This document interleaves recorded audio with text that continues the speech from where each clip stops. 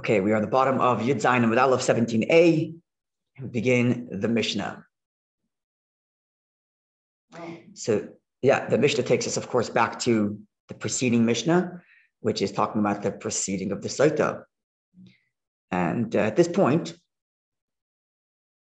we discussed the woman arriving, how she is found guilty, or how she's found in doubt and not guilty yet, but how she's qualifies to be a Sotah woman, how she's taken to Jerusalem, how she's treated there, what she's told,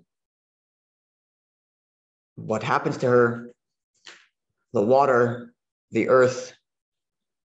And now we get to the actual parchment on which the text of the Torah is written. Right, because the verse says you shall write these curses. And we discussed also which part of the text is included in that script, right? How much of the actual text is put in there. And and now we discuss the nature of the actual paper and the nature of the actual ink. That's what we're discussing at the moment. So the last line on Yud Zayin with Aleph 17a, the very last line in the Mishnah.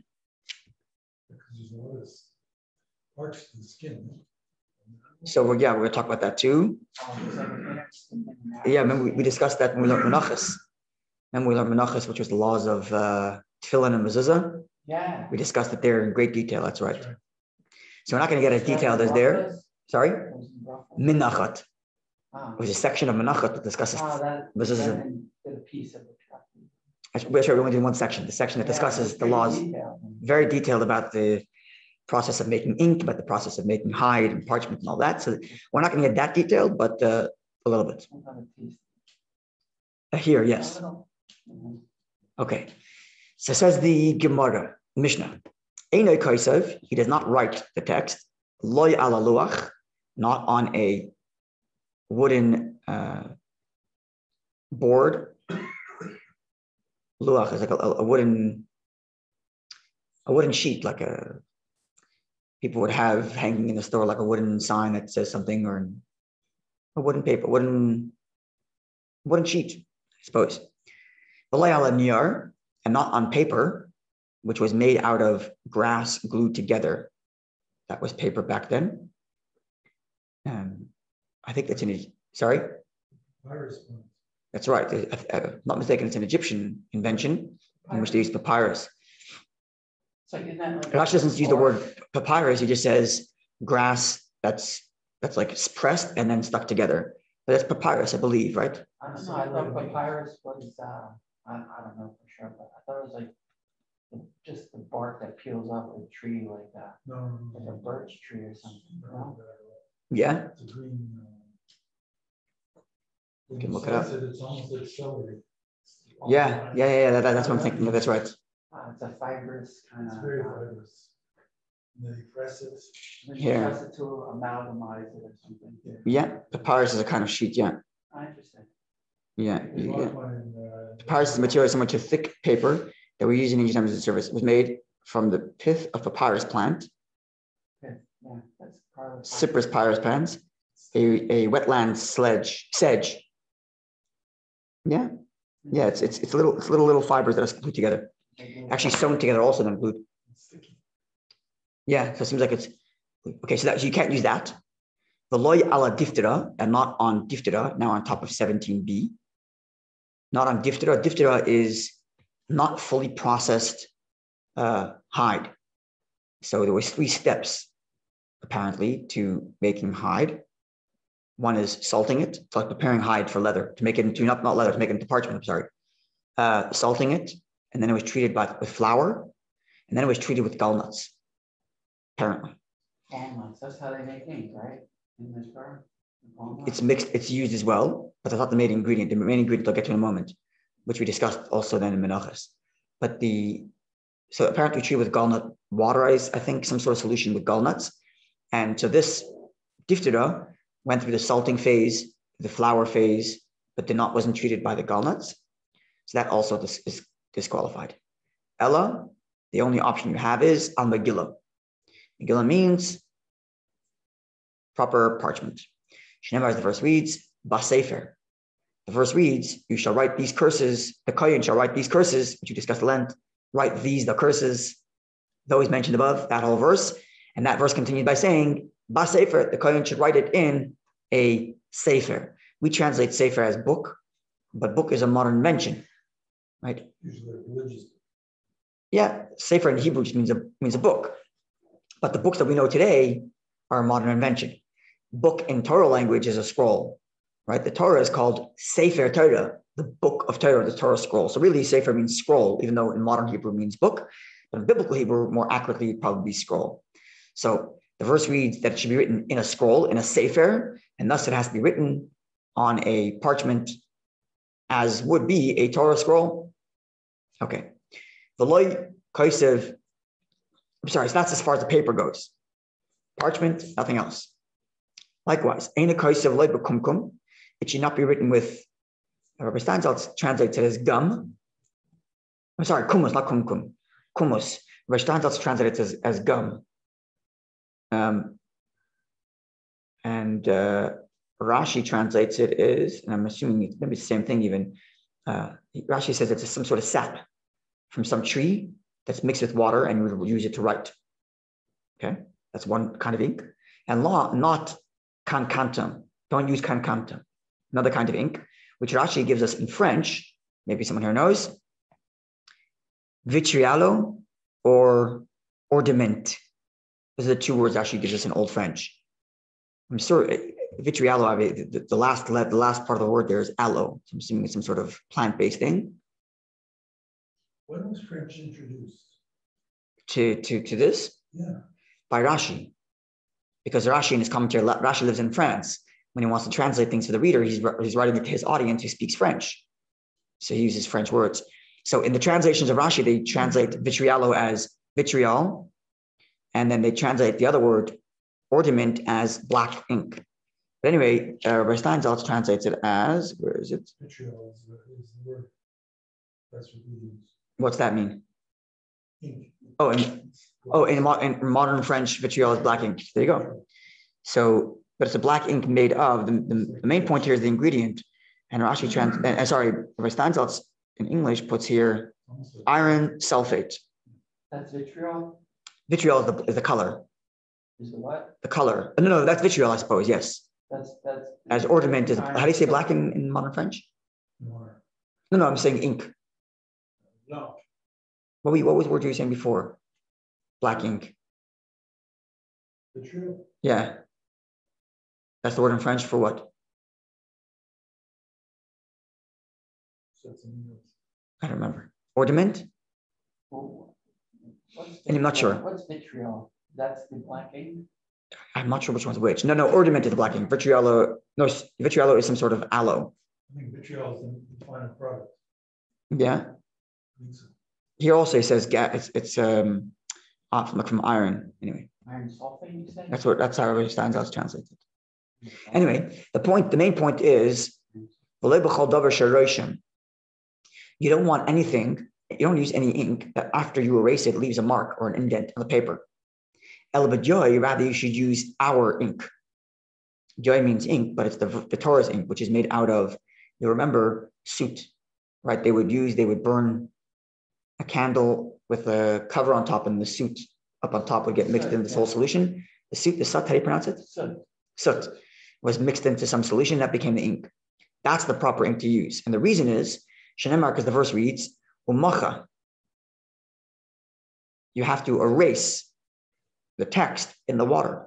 So ksav you have to make sure you're writing it with something that can be fully erased, leaving the paper completely blank, or the parchment completely blank. Whereas these other inks will leave a mark, and that's why it's disqualified. Erasable ink. That's right. Pens like this. Yes, I don't know if today, because we have other versions of erasable ink, you can use that. No, Would you actually have to stick with the first version? Erasable ink. What? This is the first version, yeah. So I actually wonder, like when it comes to, let's say, tefillin and mezuzahs, it specifically has to be this kind of ink with this kind of parchment and all the details. But here, okay, the parchment, the Torah says has to be safer, a book, or a scroll, and a scroll has parchment. Okay, but the ink, the Gemara here is saying the reason why you have to use this kind of ink is because it's erasable. right? What if I found another ink that's erasable? Or does the Mishnah mean, no, you got to use this one? I don't know. Just curiosity. Any erasable ink or is This specific erasable ink, exactly. I'm not sure. Good question. If someone watching knows, they can share, please. Okay, so this is the Mishnah. The Gemara gets into some more details about the writing of the text.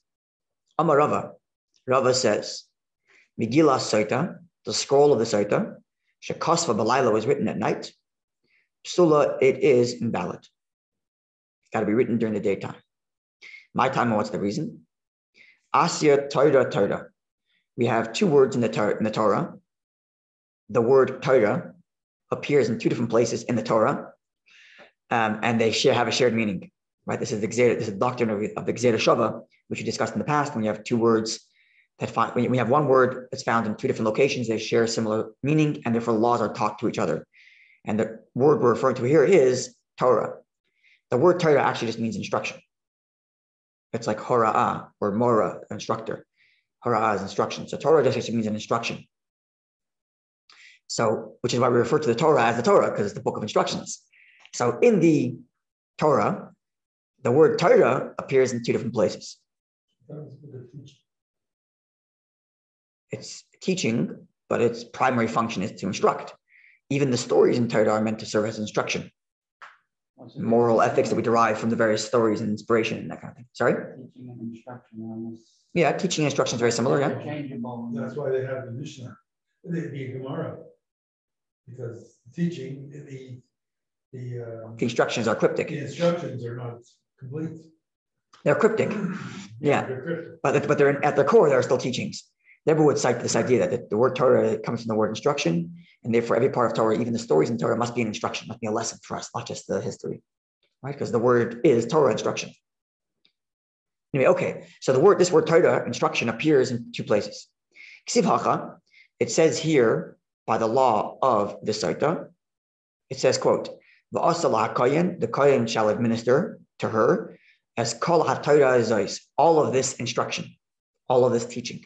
So the Torah is saying, everything I just told you, make sure you get it done to her. So the word Torah is invoked to describe what the kohen is administering to this, the rite, the ritual that's being instructed for this woman. Now, the Ksiv Hasam, it says elsewhere, with respect to the commandment to follow the instruction of the sages. So says the Torah. Al pi haTorah asher yerucha, in accord with the instruction that they will instruct you. Mishpat, and the judgment that they will do for you, such shall you do, you shall not stray right or left. That's the verse. This is a commandment to follow the instruction of the sages. And there, the Torah again invokes the word Torah instruction. Now, with respect to the rabbinic instruction, the sages' instruction, specifically with respect to judgment, the Torah there says, Al pi haTorah asher yerucha, in accord with the instruction that you will be instructed, Mishpat, and the judgments that they will administer, and so on and so forth. Now, when it comes to judgments, ma mishpat b'yoyim, the law is the court can only sit during the daytime. Sun sets, court is adjourned. That's the law. The Gemara in Sanhedrin derives that from a certain verse, which invokes the word yoyim, day. So just as judgment is done by day, and there the Torah invokes the word Torah, af Megillah Sotah, so too the scroll of the Sotah, of which the Torah also uses the word Torah, the Yom must be written by day. So this is a Gzera Shava. Because the word Torah appears with respect to the ritual of the Sotah, and the word Torah appears with respect to the sage's instruction, and when it comes to the sage's instruction and judgment, it's specifically limited to day, therefore we derive the same thing by the Sotah, which shares the same word Torah instruction, that the Sotah also is to be written by day. That makes sense, because it's so delicate that at night, first of all, in those days, they didn't have the proper writing. And secondly, the guy may have been up all day and he was tired. And start making mistakes. Yeah, so it's interesting you say that, because when it comes to the judgment, there's definitely this idea of sleep over it. There's times when the sages are instructed to deliberate all day on some sort of issue, and then not rule a judgment, go to sleep, and give the next day. And this is something that's proven to be scientifically accurate. That when you sleep over something, your brain at night processes your thoughts during the day, and you have much better clarity in the morning. is why I remember reading this study about studying for tests closer to sleep time. And that way it's the last things in your mind before you go to sleep. And that way your mind processes it and you wake up in the morning and the information is much more clear in your mind. And from which we derive a lesson to be careful about what's the content we consume just before we go to sleep. Because those are the things that shape the way we think in the morning and the way we process at night. Oh, absolutely. Because they know you're going to, absolutely. They know you're going to, all this imagery and you wake up in the morning and that's what you're thinking about. That's what's in your mind. Absolutely. So if you have wholesome content in our minds and that's what we process, it's something that in yeshiva, the teachers would impress upon us before we go to sleep. We should read, you don't want to read intense Talmud at night, just when you're lying in bed. It's something you do, but there's Jewish history, there's Hasidic stories and tales and sort of light inspirational stuff. And you go to stuff, I say light, not light because they're light in the sense that they're not hard to comprehend. They're not light, they're packed with message, they're packed with content, they're packed with inspiration, but they're light in the sense that they don't require major concentration. And if that's the kind of thoughts you process at night, that sets the tone for the next day in a different way. So that's partially why the sages, I mean, again, it comes down to the Torah says to do by the day, but nonetheless, perhaps the reason why the Torah says to do that is to sleep over it, which I guess is a lesson also for this Sotah. You're about to administer a curse to a woman, just rush it out, sleep on it, wait till the next day. When cooler heads prevail, maybe you'll find some way to get out of it, right? Perhaps. Sorry? So that's good, thank you. All right, Rabbi says more laws with regard to the Sotah. Kosfa mafreya, if you wrote it out of order. Mafreya literally means backwards, but it means out of order. And it's referred to as backwards because whenever you do it out of order, something at the end comes before that which is supposed to be later. No, something at the end comes before that which is supposed to be before, earlier. I'm confusing myself. But anything that's out of order is going to be backwards. Sorry? Anything that's out of order is going to be backwards at some point. Right? So that's why the literal translation is backwards, but it means out of order. So psula, then it's invalid. Tiksiv, because the verse reads, Kasav esa alais ha'elis. You should write the curses mentioned above. And because the Torah writes it so specifically, ha'ela, these, as if to say, exactly as you see it, that's how you write it. Don't change it around. Don't change the order. Do it exactly as it is written. Ki diksiva. Write it as you see it written here. This piece of the Mishnah that you just said, that this is the Gemara commenting on the Mishnah. Yeah? Could this be used as the sort of the argument for one of the three opinions as to the exact nature of the text? Okay, I'm not sure how that would play in though. Because they invoke the same verse, yeah. Invoke the same verse, but because out of order, I mean, it seems like those three opinions are not written in the exact same. Oh, they're all written in order. Just some of them skip. They're all written in order. Just they might skip. One's added or deleting. That's right. Here we're not. Yeah, that's right. All right. Earlier you could skip. There's, according to one opinion at least, you're skipping a line or two. It's not out of order. Yeah. Okay. Likewise, kasva kaidem shetekabel Allah shvua. If they wrote the text prior to her accepting upon herself the oath that's administered to her by the priest, psula is invalid. So it's got to be in that order. First, she takes the oath that she's going to get cursed, and then they write. Why is that? Shenemar, because the verse reads, Vishbia, the kohen shall administer the oath. And only later does the verse say, the kosav, and he shall write. So the Torah gives it that order. That's how it's got to be. Likewise, kosva igeres, if you wrote it as a letter as opposed to a book in Torah, in halachic vernacular means it's written without what's called in Hebrew shirtut. Shirtut is lines, literally. So you know how if you pay attention when you get an aliyah, you can see how there's the written ink, and at the top there's like a pressed line that helps the writer keep it straight. That makes it into a book, which the Torah described earlier. It's a book or a scroll. Whereas a letter, freehand, per one friend writing to another, is not so particular about the lines being perfectly straight. So it doesn't necessarily have those have those imprints to keep his line straight. It just writes as it is. And sometimes the letters curve or whatever, it doesn't mind. So if he wrote it without those imprints, invalid. Even if he wrote it perfectly straight, it's got to be written with those imprints is not the right word. Scratch, marks, ledgers, something like that. You take a ruler and you take like a kind of like a pointy piece of metal needle that isn't going to pierce the parchment, but will make a nice scratch in the parchment. like scores. Scores, that's the right word, scores. That's right. So you'll see that in the Torah, of course. So that makes it into a sefer. So because the pasuk said, Basefer Amar Achmana, because the Torah said it's got to be written in a book, so it has to be written as a book would have been written, which has these scores, and not like a letter which doesn't have these scores. We're making quite a bit of progress today, so we are on the next page. Sorry, let's get it, pull it up here. Right now. I took in the writing of the Torah a few times, and at one time, the Sefer had an aleph, but he just outlined it. And then you filled it in. And then we filled it in. I held his elbow and filled it in. Yeah, that's a beautiful mitzvah. Yeah. Okay, so we're on top of 18a now. I'm making serious progress here.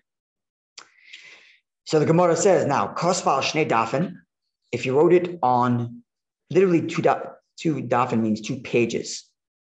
We're on 18a? 18a, top of the page. Yeah. It's Chesed Aleph. Kosval Shnei Dafen. If you wrote it on 2 dafen means literally pages. But Rashi seems to be saying not just 2 pages, but actually even if it's on 1 piece of parchment, but if it's written on 2, what's the word? 2 columns. Rashi even says amudim, unless the way Steinsaltz writes it, it sounds like it's actually two different pieces of parchment. But Rashi seems to be saying, even if it's 1 piece of parchment, yeah, he says there, if one wrote the scrolls on 2 unattached pages, Rashi seems to be saying, it seems like Rashi is saying, even if it's on 1 page, but if it's in 2 columns, it's also invalid. Why? Maybe it means 2 different parchments. Either way, because Sefer, the verse reads, write it in a book, and Sefer, the word book, is echad, is in the singular. Amar Achman, as the Torah says. And not in 2, v'shleish or 3 svarim. Not 2 or 3 books, 1 book. So it's got to be 1 column on 1 piece of parchment. Okay. Well, I mean, if it were 1 piece of parchment with 2 columns, it'd still be in the same way, wouldn't it? Yeah, so maybe that's why Rabbi Steinsaltz goes with saying that it means it's invalid for 2 different parchments. Yeah. Right. But it's not a very long text. You can write it on 1 column also. I mean, the whole thing, it's 5 lines, not that much. 6 lines, whatever it is. So that's not very much. Okay, says the Torah, says the Gemara further. Kosav ois achas, I'm sorry. If you wrote 1 letter, umachak, and then he dipped it into the water to erase it, took the parchment out, and ois achas wrote another one. Sorry, because of ois achas and wrote another one. Umach ois achas and erased it. And like this, he did the entire parchment. So he did it in order. He wrote the entire text, but at no point was the entire text on the page at once. He wrote 1 letter, erased it, took it out, wrote another letter, erased it, took it out, and so on and so forth. So says the Gemara Psula, this is invalid. Why? The Ksiv, the verse reads, Va'asa lahakoyin, and the koyin shall administer to her, is kol haTorah zois, this entire instruction, this entire Torah. So the word entire is there, call all. So you can't have them piecemeal. It's got to be the entire thing. Could that be because as he's writing it, there's a period of time, a longer period of time, that he writes the whole thing in full first, and during that time she may contemplate, well, I would think it would take longer if you. I would think it would take longer though if you wrote 1 letter at a time and then erased it, and 1 letter at a time and erased it. That might take longer too. Maybe too late for her, maybe because it's already been partially erased. Interesting, maybe. Maybe this gives her another chance to say I'm out, or to confess. I don't know. Just a thought. Yeah, maybe. Maybe. I think it may go more towards the fact that it's out of order. Well, it's in order. Just Torah says, Kol Torah. The verse says the entire of this, do the entirety of this thing to her. Right. No, it's got to be the entirety together. That's the way the Gemara. Literally, but order in terms of the way. Not following the instruction as told. Right, as you meant. Yeah. Okay, a few more lines here. This is interesting. Boy Rava. Rava posed the following inquiry. Right, I mentioned this before. There are different ways in which there are different terms the Gemara uses to introduce questions. And by the way the Gemara introduces it, you can tell what kind of question it is. Sometimes the Gemara is challenging. Sometimes the Gemara is raising a contradiction. And each of these types of questions are a different term used. Whenever the word baya appears, or baya, ibaya, the root word being beis, ayin, yud, then it's an inquiry, which means the person asking the question has no agenda, just wants to know. Sometimes you have an agenda when you're asking a question. You're trying to prove a point, which the Gemara often does. But here, it's just an inquiry. So baya Rava posed the following inquiry to whoever, I suppose to his fellow Talmud studiers. He says, because of Beis Megillos, what happens if they wrote two scrolls, l'shtei saitais, for two different women? And they erased both of them into one cup of water, and then give half to one woman, half to the other. Mahu, what's the law? Is it okay or not? Well, here are the two sides of the coin. Sivo l'shma ba'inan. It's clear that when the scribe writes the text, he has to write it with the intent that he's writing it for this woman. Because the verse reads, the kasav law, he shall write for her. So clearly he has to write it with the intent of giving it to this woman. Now, if that's the only requirement, we've satisfied that requirement. Because at the time of the writing, it was written one for this woman or one for that woman. It was erased in one cup, but at least each one was written specifically for a different woman. And if that's the case, it would be okay. Or perhaps it needs to be erased specifically for this woman and specifically for that woman. And in this case, we didn't do that because we erased it mixed for both women. Following? Okay. Now, Rabbi presses further. Now, if you're going to argue that yes, it has to be erased with that specific woman in mind, and therefore you could not write two scrolls and mix them into one cup, you have to mix them into two cups. Okay, let's just say that's the law. What if you erase them in two different cups? So it was written with the intent of each specific woman, and then was erased with each specific woman in mind because they're two different cups. And the chazer ve'irvan, but then later he mixed the two of them together. Mahu, what's the law? Is it only enough that it was erased for the sake of that specific woman? And we've satisfied that? Or perhaps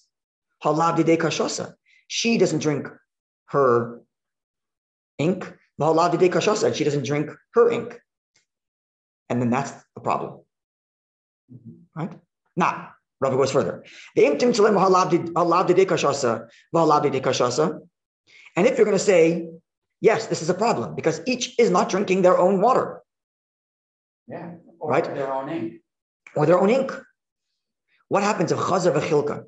What happens if he later then goes again and puts them into two different cups? So let's get this whole thing straight.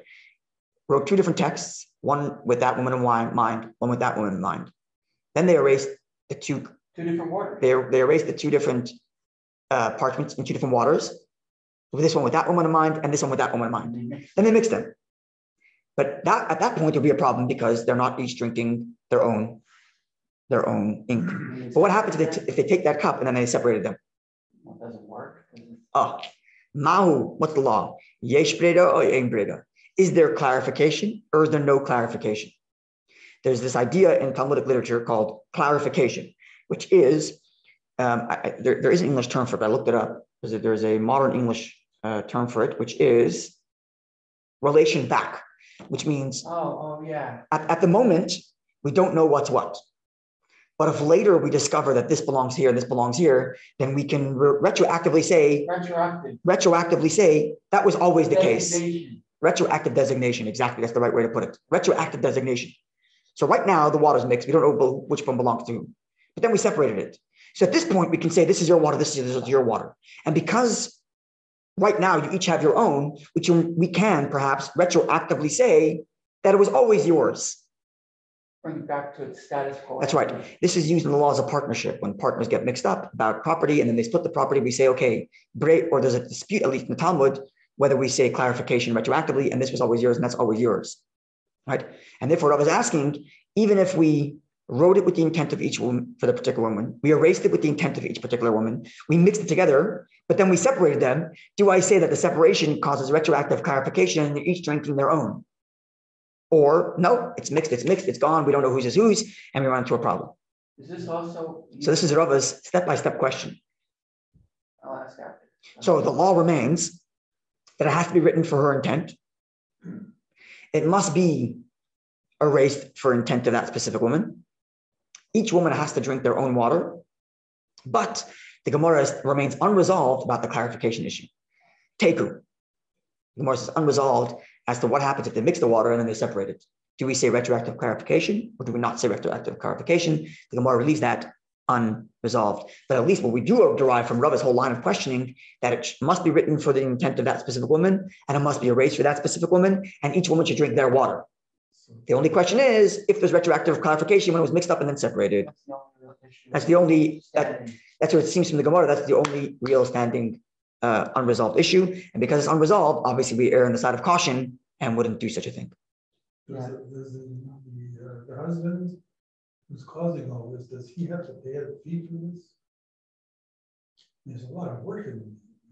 Does he? It's a good question. Who paid for the meal offering? I think it would be the one who's pursuing the I don't- husband. The one I don't know. I don't. Exact. In general, one doesn't pay a kohen for their job in the temple. They get paid in the sense, and the kohen gets paid through truma, meiser, through tithes. Through tithes. That's the whole point of the tithe. All the various different gifts the kohen gets, all different parts of the animal, different parts of the produce, and all that stuff. That's his payment for doing all this stuff. I don't know that he has to pay anybody has to pay the kohen for their job, No, even if it's there may be a fee that goes to the treasury or something.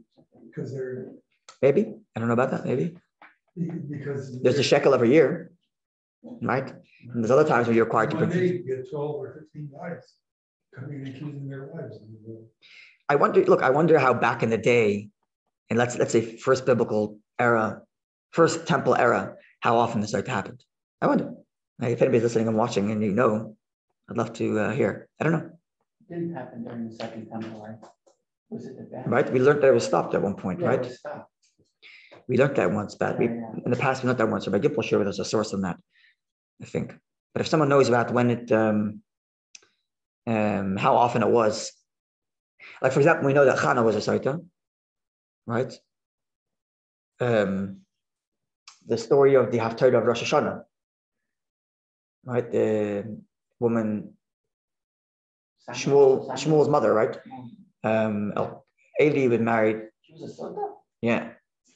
She put herself in a position to be a Sotah because she wanted to get the blessings of the Sotah because she knew she was innocent. Does it work in that case? She had children. She had a child. She had an amazing child. She had Shmuel. Retroactive. She had Shmuel.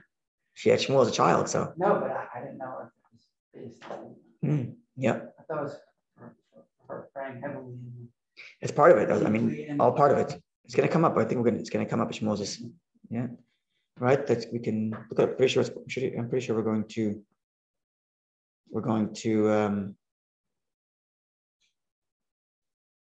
So giving out. No, so it's not actually in. It's in Brachos. It's not here in Sotah, but yeah, she was a Sotah. Where is it? It doesn't come up in the actual text. Not in the actual text of scripture. Let me find the actual text in the Gemara. Hold on a second. I don't know. Oops, no. So she planned the whole Sotah. She made her husband jealous on purpose, so that she can get a blessing. Oh, sorry, she threatened. I would think it wouldn't work in that case. Because it was She threatened. She said, Chana said before God. It comes up in Brachos because the Gemara in Brachos discusses the laws of prayer, and a lot of the laws of prayer come from the way Chana prayed. Uh-huh. And there it says, the Gemara says, Chana said before Hashem, if you bless me, good. If not, I'm going to seclude myself, get my husband to warn me, and I'm going to drink the Sotah waters. And then the verse says I'm going to be blessed, so you're going to have to bless me. So, okay, so she didn't actually become a Sotah, but she threatened, so to speak. But she couldn't really carry it out. The husband would still have to bring formal charges. Is he at some point required to bring the sotah? Sorry? Is he required at some point to bring the sotah? Who? The husband. Or right. So we discussed that earlier. His choice. We discussed that earlier in the Gemara, whether he has a choice, whether he's obligated to do so or not obligated. The Gemara left it unresolved. There was different opinions about that. But the Gemara did say that if someone's warning his wife about hanging out with another guy, he should look in the mirror. Right? The Gemara did say that. Even though the Gemara did discuss should they warn her husband, should they not? Right? Rambam discusses it in the laws of Sotah and says,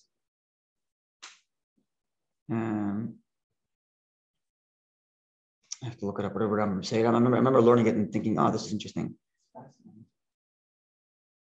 It just seems like the way she's doing it, if she's threatening, it means that he at some point, if she's doing it, he must bring the sotah proceeding. Otherwise, why would she threaten? Her threat would be of no value. So, hold on a second. It's almost as if she's saying that he has to bring it. Say it again. I'm saying her threat would be meaningless if he doesn't have to. If he doesn't have, if it's his choice. Right. Good point. I mean, how does she know he'll do it? Good point. Anyway. I mean, I think it's at the Rambam at the end of Laws of Sotah, if I remember correctly. I'm gonna look it up. Give me a second. Sotah, I believe it's at the end.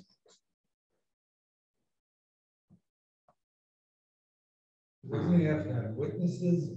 Oh yeah, it needs all that. Different stages of it. When he gives his warning, he has to have two, and then procedure. Here, this is right. Here's. Okay, so Rambam does a dance. I now remember. Rambam does a dance. So the last two halachas of the laws of Sotah, it's only 4 chapters. Maybe when we're done the more we'll look at the Rambam, kind of review the halachas, the laws. Yeah. So Rambam writes like this: it is a mitzvah for a Jew to issue warnings to his wife, and he should warn her. Whoever issues warnings to his wife has become possessed by a spirit of purity.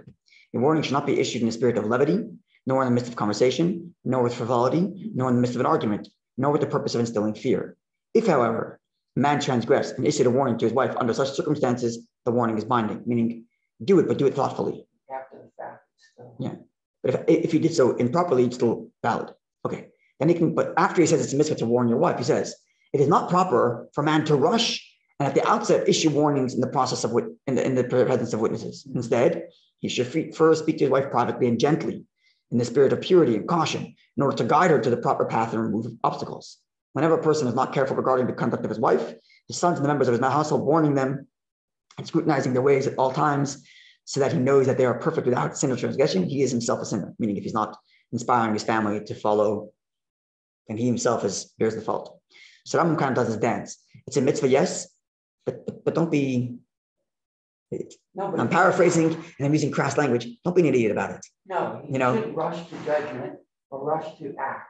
Yeah, so it seems like it is a mitzvah to do so. But it seems like if all the elements are in place, which she could easily create. First, speak to her gently, kindly, see if it can inspire her, have an open dialogue, have open communication. And if all else fails, okay, so you're going to warn her. Like she could create the elements necessary for her to actually perform. So there would be the answer. There would be the answer to your question. It's very easy for a woman to put herself, for sure. Maybe that's the point that Robert making. That Chana would put herself in a position that would force his hand. But you are smart enough to do the rules. She stick to her guns and say, no, I'm not listening, until finally he gave in. He has no choice. He has to perform the rules. Yeah. He didn't rush into it. He waited. She pursued. Right. So there's the answer. Okay. Well, wonderful day, everybody.